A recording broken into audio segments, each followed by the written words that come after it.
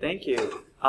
So hi, my name is Fadi Castronovo. I'm an assistant professor of engineering at Cal State East Bay. And today I'll actually be presenting work that I performed back at Penn State University, so not at Cal State. And the work is application of immersive virtual reality systems in interdisciplinary design studio course. Before I go into the actual experiment, I wanted to provide some introduction and some background information. The study is related to design reviews, and the importance of design reviews within the design process is quite as an essential step in generating a design that is comprehensive, that lacks omissions, that tackles errors and mistakes earlier on in the process.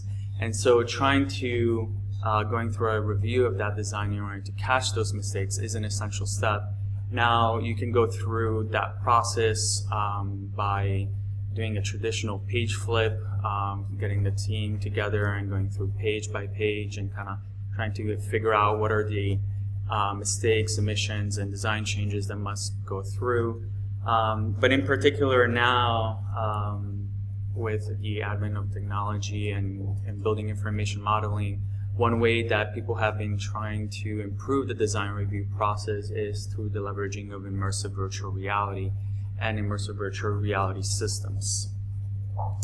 So in some previous research, we've seen that immersive virtual reality not only is increasing, but can definitely improve the process of developing or achieving successful design reviews, and also getting a whole team together in order to improve that process. Different systems can be leveraged, whether it's a semi-immersive display system, such as this one, or a cave system, or even a head-mounted display system. People can visualize the design, review it, and change for any errors and mistakes that are present within that design. So some studies have looked at visualizing virtual mock-ups and immersive virtual reality design reviews in courtrooms, in healthcare facilities, in patient rooms, and also in nuclear power plants, visualizing the design beforehand during the pre-construction phase proved to be quite valuable during that phase. And in particular, also leveraging of training of people for the nuclear power plant. People have seen that people could be trained before the actual building of the nuclear power plant, and kind of facilitated the process of people coming into the facility. Some other research that we actually have performed was also understanding what systems could be leveraged in order to improve the design review process. We found that for larger teams, semi-immersive display systems with an open footprint were found to be more valuable versus cave systems, which allowed for only a certain amount of people to be present. But cave systems found to be more reliable in terms of model accuracy and more immersion than a open footprint, especially if you have a smaller team versus a bigger team. So with the idea that immersive virtual reality can support the design review process, we were interested in taking a step back from the industry and research implementation and looking at it, how can we implement it within the design studio course, and seeing the educational value that it can provide within a studio course. So we set forward a goal of evaluating a student's experience while performing design reviews using immersive virtual reality systems.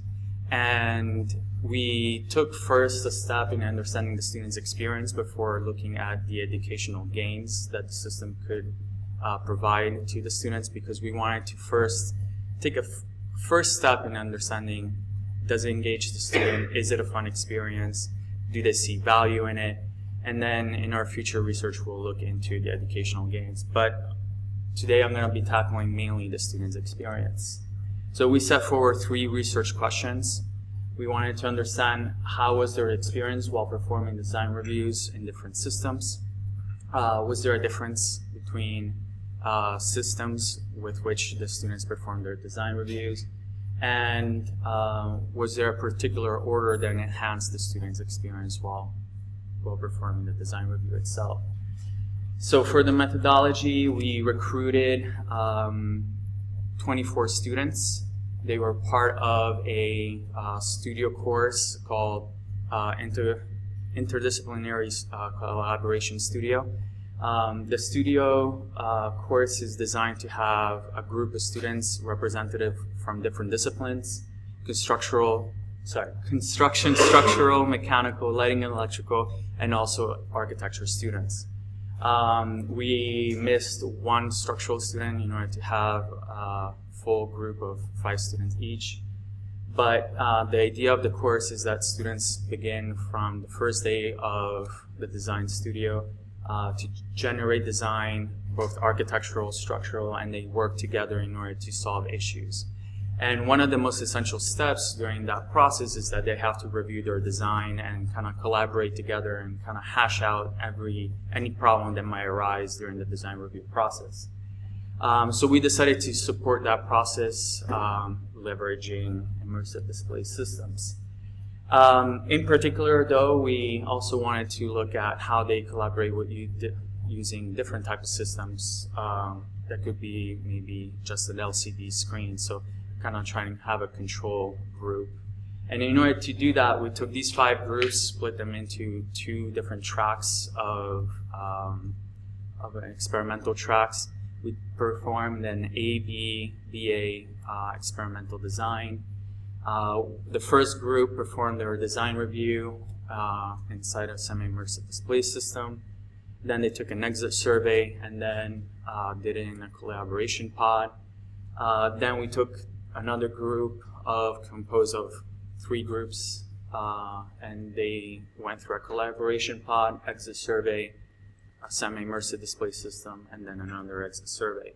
So this technology that we leveraged for the semi-immersive display system was an open footprint space with 3 stereo-enabled rear projector screens for a total of 135 degree of field of view.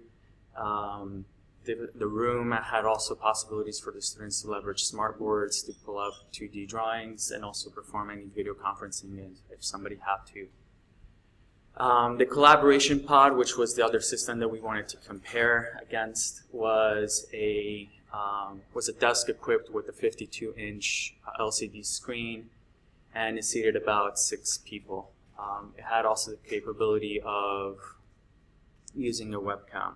So we wanted to understand the students' experience in performing design review with these 2 systems and kind of understanding what was their perceived value from that. What we assessed during the exit survey was the students' experience in terms of, was it a comfortable experience? Was the model that we illustrated, was an adequate model? Did they find the review process to be valuable? What level of immersion did they feel? Enjoyment, also perceived usefulness of performing a design review in general. Would they be intending to use this technology in the future, and also spatial presence. The last dimension that we looked at was spatial capabilities of the student, wanting to understand whether there was any difference in the student's abilities to visualize space. So based on our experiment, we collected some data, and I wanted to go through that data and kind of compare and perform an analysis.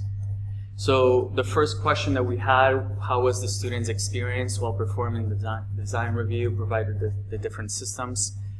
What we found overall in terms of the descriptives, that the semi-immersive display system performed higher, at least by visual inspection, in most of the disciplines, except for model accuracy and whether it was a comfortable experience. Actually, we had a couple of students suffer from vertigo while they were inside the semi-immersive display system, so that could be one of the reasons why they didn't have such a comfortable experience. But in order to answer the following questions, we went a step further and we performed a statistical analysis. We performed the Wilcoxon signed rank test in order to compare the 2 different systems to see whether there was any statistical significant difference between the systems. And we found that the immersive display system performed higher, obviously, in immersion and spatial presence, but also enjoyment. Interestingly, we didn't see any difference, at least statistical significant difference between the systems in regards to model accuracy, the review process, usefulness, and use intention. We also wanted to see whether there was any difference in terms of the order, whether they had, if they performed it first in the semi-immersive display system, then in a collaboration pod, was that going to have an impact in terms of the outcome of the study. And based on a Mann-Whitney U-test, we only found that only spatial presence had an impact, but in regards to immersion and enjoyment, the order with which we implemented the solutions didn't have an impact on the student's experience overall. So in regards to, based on these things, based on these results, what we found was that in general, we wanted to understand what role could performing a design review within an immersive display system could have in the student's educational process. And what we did was take a first initial stab at this research potential by looking at initially the student's experience. Did they enjoy it? And we believe that understanding students' enjoyment is the first and essential step before they can go into understanding what is the educational gain. Because if they don't enjoy being within the system, even if we ask them to assess or even if we do assess their educational gains, if they didn't enjoy in the first place, we believe that's not necessarily of true value. But we do understand that not necessarily they have to enjoy it, but it is most important to have that step. So in terms of contribution, we think that this was a first step in terms of assessing the student's experience in learning and performing design reviews within these kind of systems. And wanting to kind of take a next step would be in understanding what is the educational impact on the students from using this kind of technology. And with that, I'll open the floor for any questions.